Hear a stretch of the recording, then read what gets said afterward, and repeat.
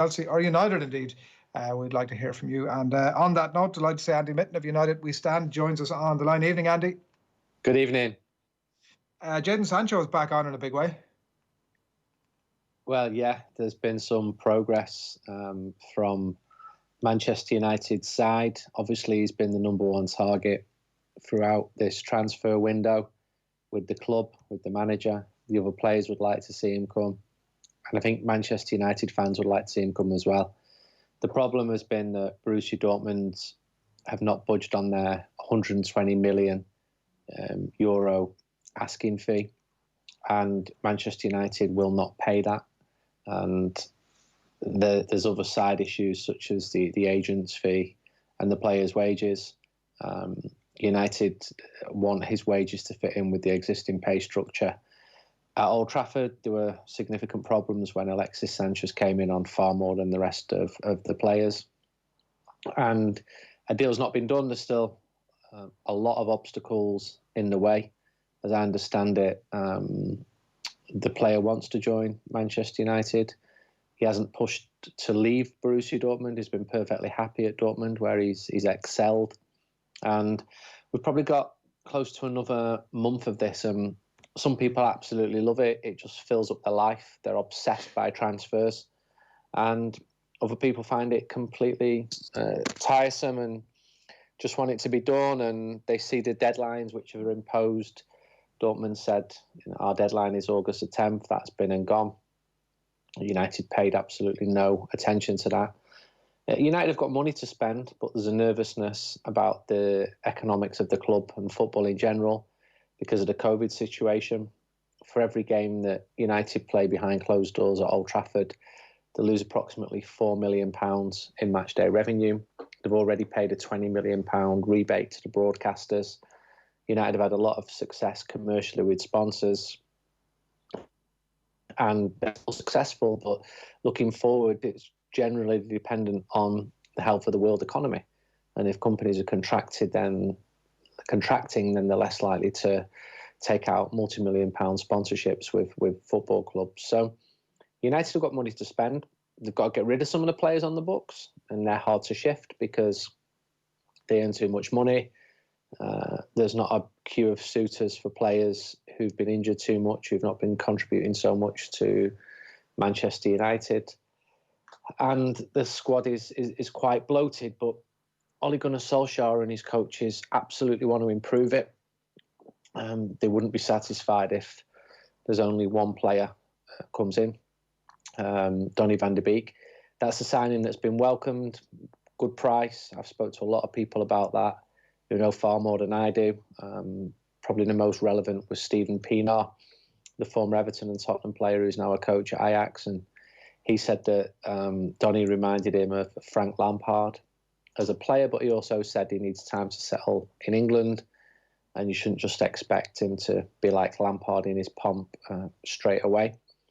But Sancho is the one. He's the one who's dominated the headlines, continues to do so. You've got German side of the story, and you've got the side of the story coming out of Manchester as well. And as often is the case in football, there's more than one version of the truth.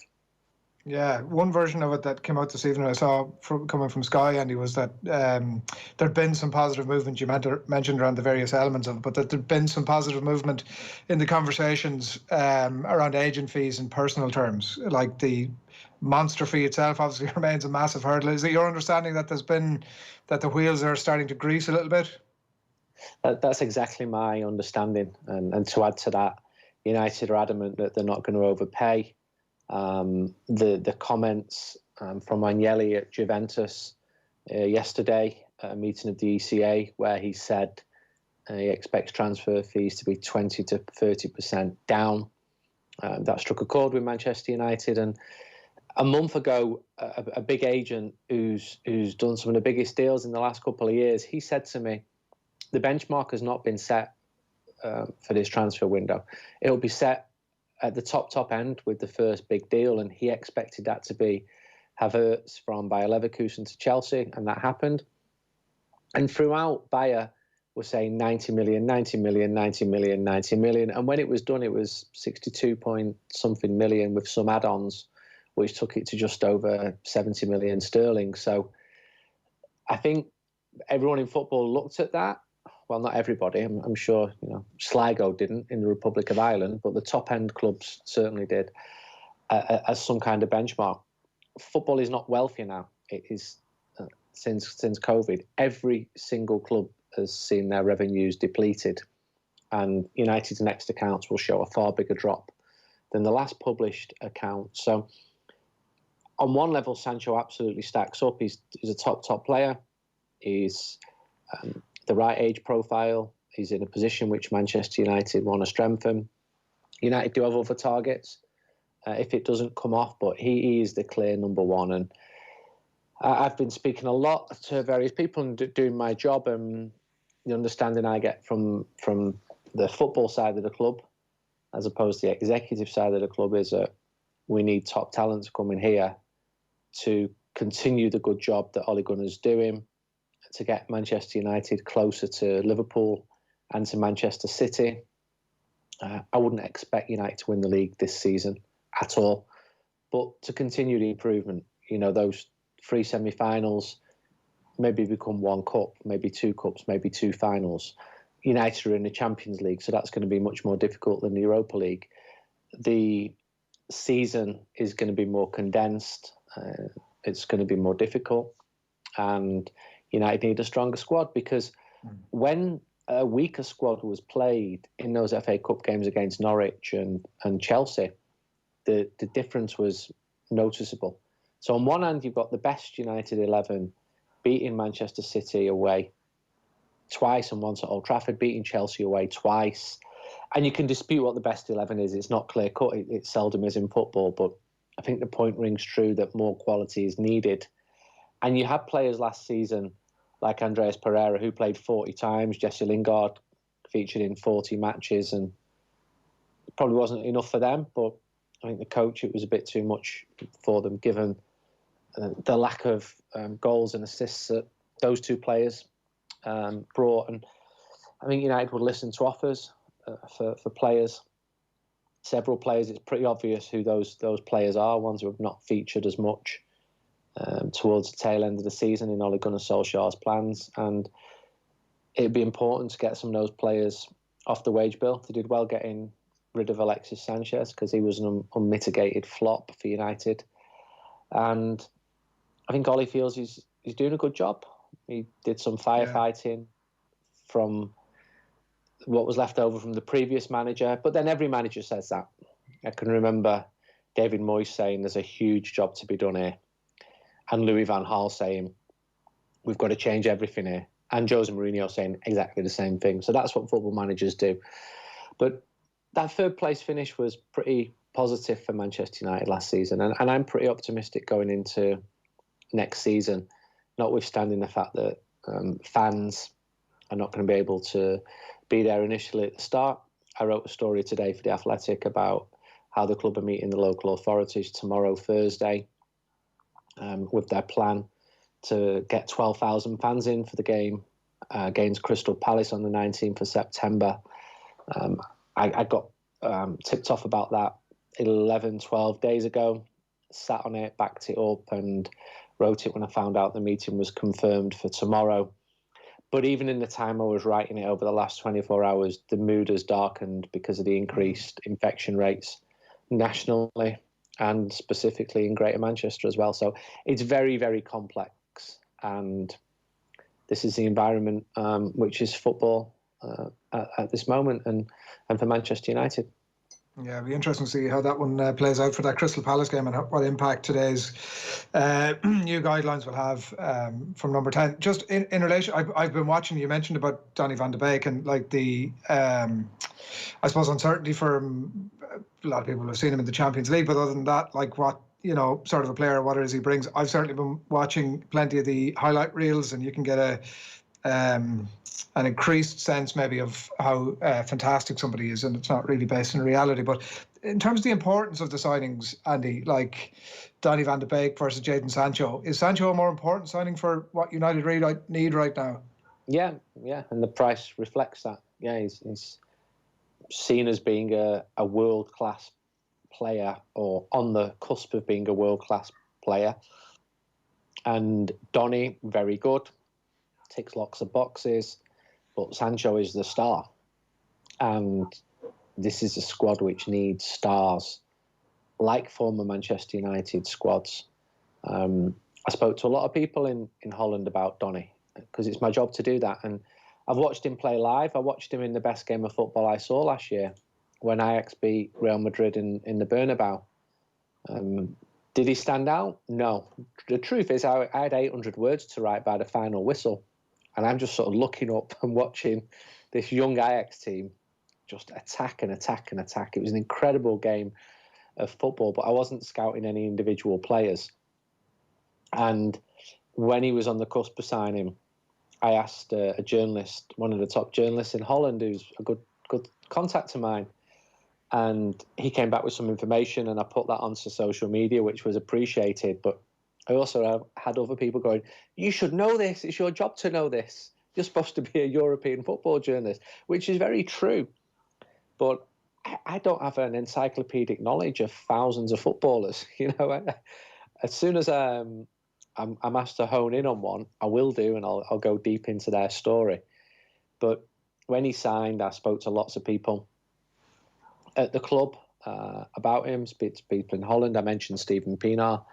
And from the United perspective, they feel he's come through a very good youth system at the best club in Holland. He's played Champions League football. His age profile fits. There's goals in him. They see him as half a striker, as like a number 10. They're not saying that he's going to come in and be like Lionel Messi. They're asking for a little bit of patience as well there. But it's hard to ask that sometimes of fans, because people get excited, and maybe if people got less excited, which is impossible to ask for, and a bit more patient, then it would work better for the players. But I can remember Memphis Depay coming from Holland, and it's a huge jump up from Holland to the Premier League. And one thing Pienaar said, which interested me, was he went from Ajax to Dortmund and then to Everton, and he felt that that middle step in Germany was a real help to his football. And Depay didn't really work out when he came. Completely different personality to Donny. Daley Blind was a good player. Ruud van Nistelrooy came across, and goal scorer, did fantastically well straight away. So the picture I built up about Donny is a positive one. The price looks good, £35 million. But then if you ask me to name probably who I thought would be the best signing in the last 10 years, without really seeing much of him and without it being an obvious one, I would have probably said Shinji Kagawa, because he was young. He'd been a star at Borussia Dortmund. He'd scored. He'd assisted. I just thought, this is too good to be true. He's not even expensive. Sir Alex, Mike Phelan had been to watch him, and it was too good to be true, because he struggled in England, partly because he didn't expect Sir Alex Ferguson to leave after a year, and could say the same. Robin van Persie might say the same thing, and Sir Alex Ferguson apologised to them for that. So there's no guarantees in signings. It's not an exact science, but in the main, I think Ole Gunnar's done quite well. I think he's a good judge of a player. He does a lot of due diligence. He picks up the phone himself. He calls managers. He calls players. He tries to find out if the player is a good character. Because, as he told me in May, I'd rather have a hole in my team than an arsehole. And I think that's ringing pretty true. And he knows that if 30, 40, 50, 60 million is spent on a player, and that player is not a success, then it knocks 10% off his approval rating, if you like. And the Manchester United manager, they've always got a level of stock. The best example in recent years might be, if you look at 2018, the start of the year, Jose Mourinho was doing really well. So well that he signed a new contract. Everyone celebrated that. January, great. February, United lost to Sevilla and played really badly. And it just went boom, 20% drop. And this isn't scientific, but I go to a lot of matches. I speak to a lot of people. You can feel it. And That season ended really badly. The summer was a disaster. The following season started badly. And by the December, he'd lost his job, because you could just see that slide going right throughout the year. And Ollie's stock's pretty good. He's got the backing of the fans. He's seen as a good person. He's a nice person, and it'd be good if a nice person can be successful. And I think he's pushing it in the right way. Yeah, a couple of things I wanted to touch on before we let you away, Andy. One of them being the new thirds kit that was launched during the week, and it's pretty out there. What's the reaction to it been generally?